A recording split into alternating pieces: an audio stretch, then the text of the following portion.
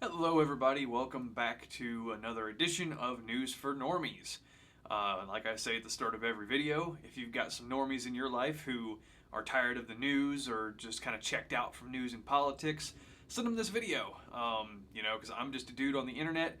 I don't have corporate sponsors. I'm not beholden to anybody, so I can kind of say whatever I feel like, and I don't have to worry about sponsors dropping me or something like that. So. With that being said, going to get into this week's news. First off, apologies for this being a day late. I had some home repairs to tend to yesterday that naturally took way longer than anticipated. So there's that. To start with some Ohio news, since I live in the state of Ohio, the state recently cleaned up some voter rolls, and at least 500 illegal aliens who were somehow registered voters in the state were removed from the registration. This is good, on one hand, because people that are not citizens of this country should not be voting in our elections. However, that's kind of scary to think because cities like Springfield, Ohio, recently took in about 50,000 illegal immigrants and just dropped them in their city. So, yeah, hopefully more of this takes place because Ohio is definitely a swing state on the national scale, and yeah, that's a little concerning. So, if you have friends who constantly think like, "Oh, the voting is fine," you might want to tell them about that because I don't think they would be too keen on that one. Again, more Ohio news. I've been getting a lot of ads recently on Spotify and YouTube advocating people to go vote for Sherrod Brown because he's for the working man. And one of the ads was a lady talking about how Sherrod Brown capped insulin at $35 a month while she was pregnant and stuff. I just want to let you guys know, or kind of jog the memory a little bit.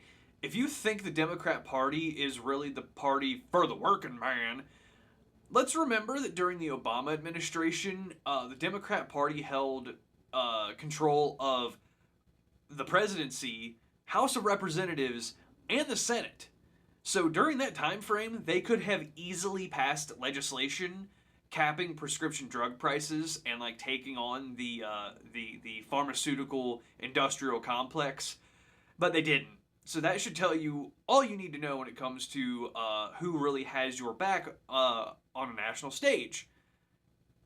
Here's a quick tip: none of the politicians really do, regardless of what party it is, because they are there getting themselves rich off of our tax dollars. But the Democrat Party tries to continue to be the party for the working man, yet they either don't do things that they claim they want to do, or they blatantly turn around and stab you in the back. So if you want to argue with me, let me know your thoughts down in the comments below.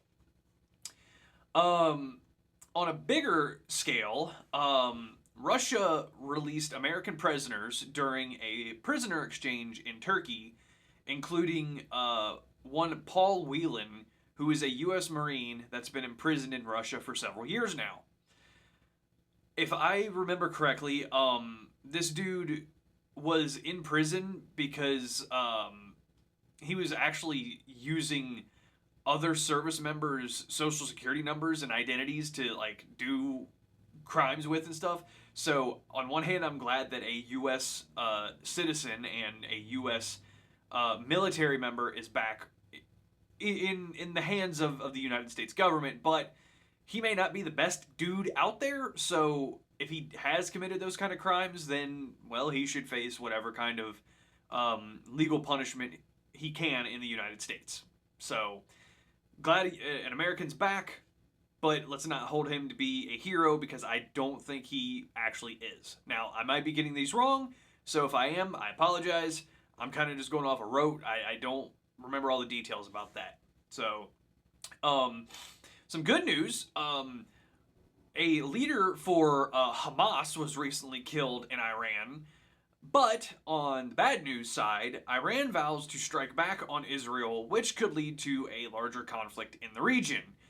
Hopefully this doesn't get escalate bigger, because we spent 20 years in the Middle East, which accomplished pretty much nothing. We left $84 billion worth of our military equipment in the hands of the Taliban. So to get right back into another war with another Middle Eastern country does not sound like a good idea to me. Venezuela is dealing with a bunch of stuff right now. They recently had an election for their president of their country, and the socialist Maduro claims he won, but according to their polls, they say otherwise. I don't know what the U.S. government has to do with this, but the United States government recognized Gonzalez, who was Maduro's opponent in this election, as the winner, which could potentially fan the flames of tensions in the country. Probably won't stop Maduro from actually doing dictator stuff, like, you know, suppressing the people, arresting people who criticize him, you know, jailing political opponents, things like that you know, don't happen here in the United States ever at all. So we'll see what happens here. I also find it interesting that all this unrest is going on in a country that is very rich with oil. Wonder if the U.S. government has anything to do with that. Questions. Speaking of the United States, I would say the worst governor of the United States, Gavin Newsom, signed an executive order for the state of California that would allow the removal of homeless encampments across the state. He said, quote, "There's no more excuses," end quote, about the homeless epidemic, and talked about how the state has given enough money to solve this problem, despite the fact that he's been running on this problem for about 15 years now. Also, if my memory serves me correctly, I remember Joe Rogan talking about this one time, how the city of LA alone has like a homeless liaison, or whatever you want to call it, who is tasked with dealing with the homeless problem in Los Angeles. And that person was paid about $250,000 a year to deal with the homeless problem, but the problem kept getting worse and worse. So imagine that. Government bloat and bureaucracy resulting in a problem getting worse.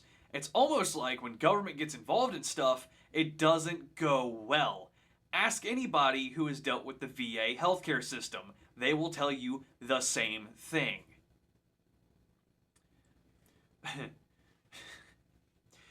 Speaking of people that are just blatantly dumb, there was a communist parade in Philadelphia last week. And it amazes me how these lefties tote how communism is such a good thing, but they've never opened a history book. Also, I see this as a blatant slap in the face to the United States, considering the historical significance of Philadelphia for the country. You know, the founding fathers met there when they were drafting the Constitution and the Bill of Rights and the documents that our country was founded upon. And it was there where Ben Franklin was asked by a woman, "What kind of government did you create for us?" And he answered with, "A republic, if you can keep it."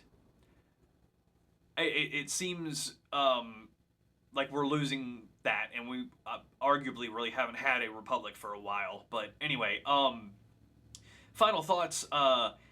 I think some of the people in that parade could probably benefit from a little communism because, as we all know, communism is the best weight loss diet out there. So I'll just leave it at that. Speaking of more people with, mush for brains, Joe Biden recently said that he wants to enact sweeping changes to the Supreme Court before he leaves office, including like a vow of conduct on Supreme Court justices and term limits on Supreme Court justices.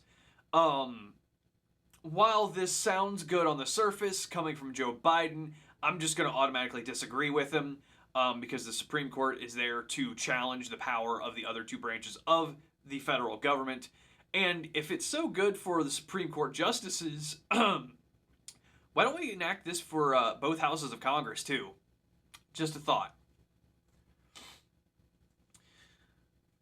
So I talked about last week, and probably the week prior. I don't even remember at this point. Things blur together. Um, Joe Biden dropped out of the presidential race.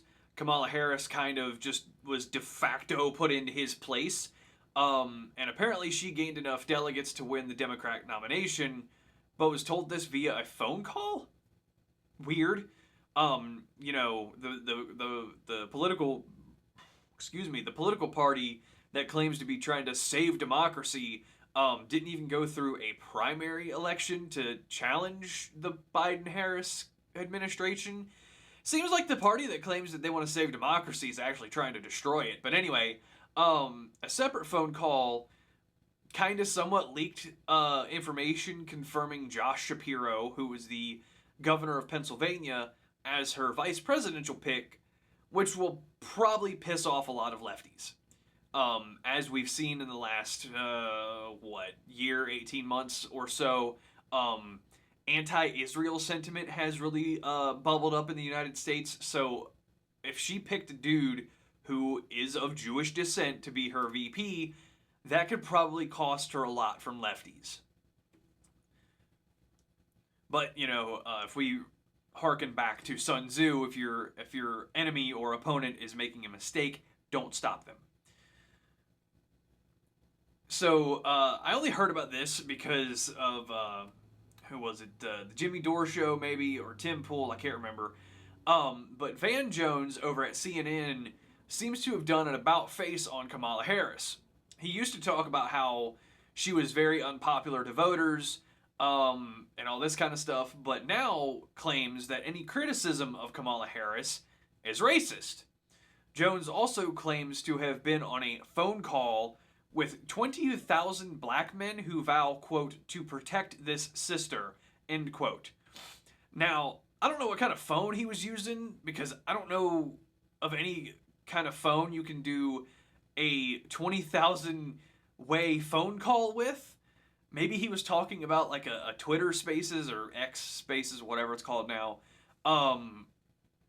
Yeah, I don't know of a phone call with Verizon or AT&T that could hold 20,000 people at the same time. I don't even think Zoom can do that. But anyway, also, if we're expected to treat women exactly the same as men, especially for the highest office and highest position of power in this country, they should face every bit of criticism possible. And if they can't face the criticism, then they're not cut out for the job. Sorry. And also, let's not forget that Kamala Harris was the first one to drop out of the presidential race in 2020 when Tulsi Gabbard delivered a verbal ass-kicking to her on the stage. So, you can find those videos on YouTube and stuff if you want to go look for it. Just type in Tulsi Gabbard 2020 debate Kamala Harris or something like that. You'll find it. Kamala Harris also openly admits that if she is elected president, she will give Congress 100 days to pass a gun confiscation bill. She also says that if Congress fails to do so, she will use an executive order to complete this action. She wants anyone who sells more than 5 firearms per year to have some sort of a license or permit to sell firearms, and licensed gun dealers who break the law will have their licenses revoked. I'm going to pause for a moment. I imagine many of you watching are also firearm owners.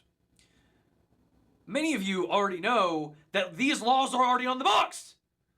It amazes me how dumb this broad is.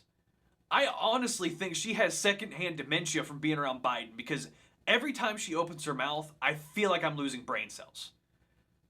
Like, if you want to sell firearms for profit, you have to have an FFL, a federal firearms license to sell firearms. And people who have an FFL who do things illegal lose that license and go to jail.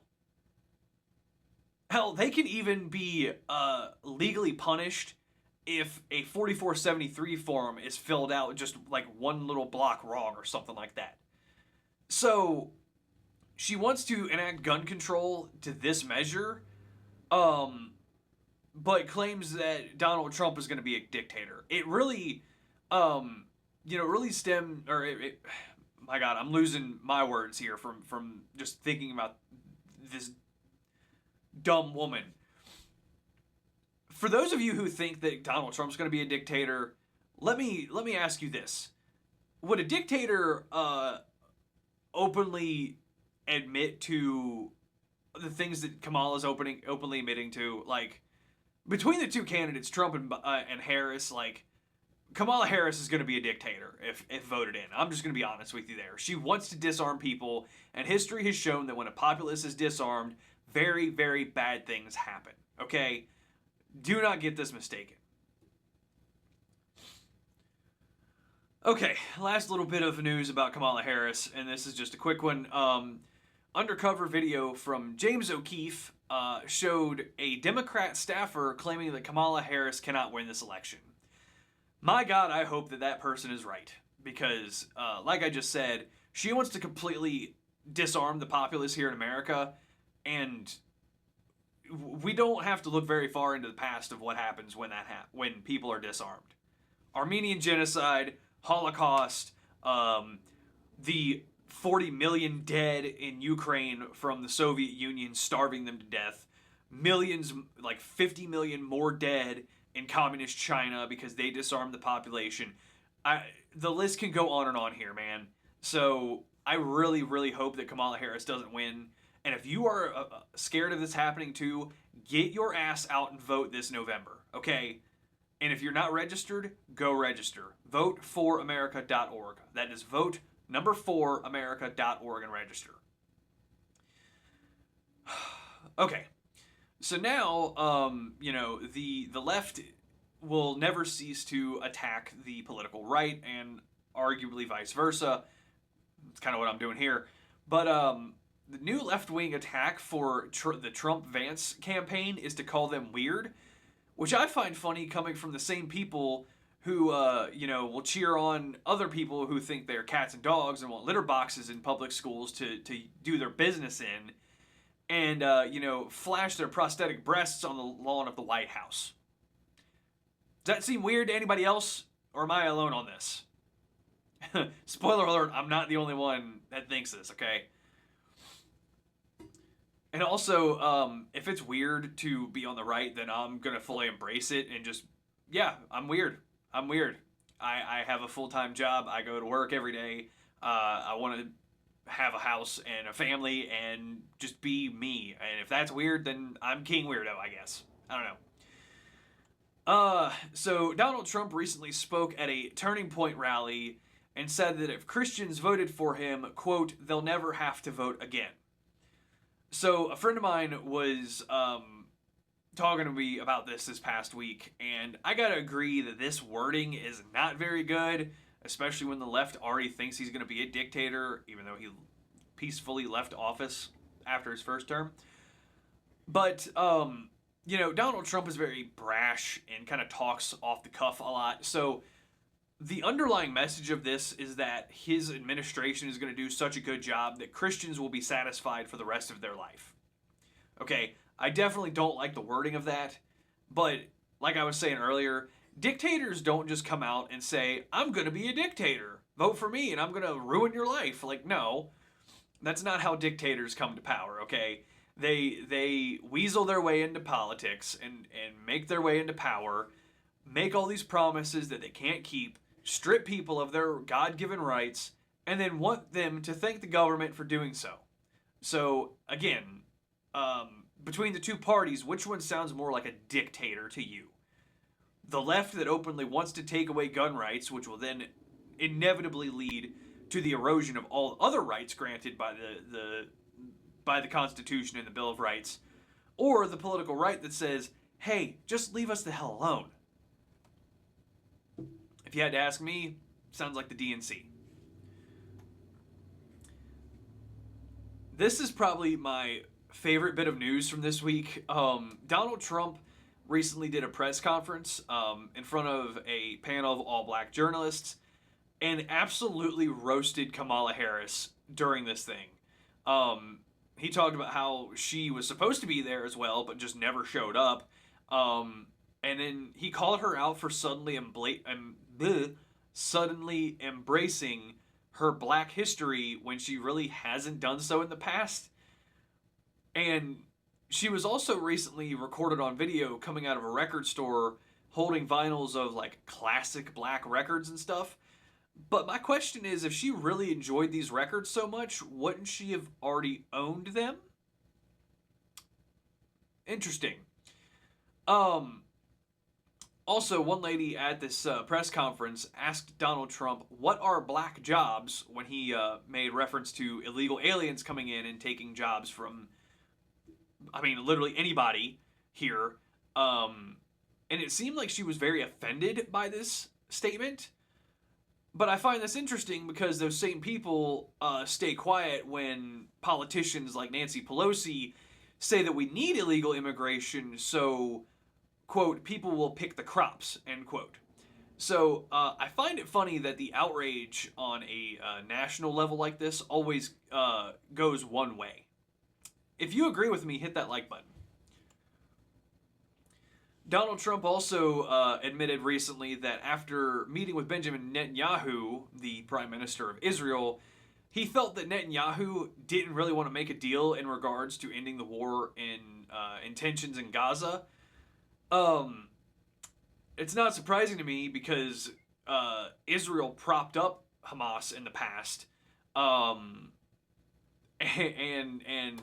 know, if you dig deeper and deeper into the history of the whole Israel-Gaza conflict, again, it's not shocking. If you want to know more about that, I highly, highly recommend listening to the Martyr Made podcast. I think it's episodes 1 through 6, and then later on, he did a 7th episode about this as well. So at this point, everybody across the world, I'm sure that there are people in like sub-Saharan Africa that have heard about the Donald Trump assassination attempt.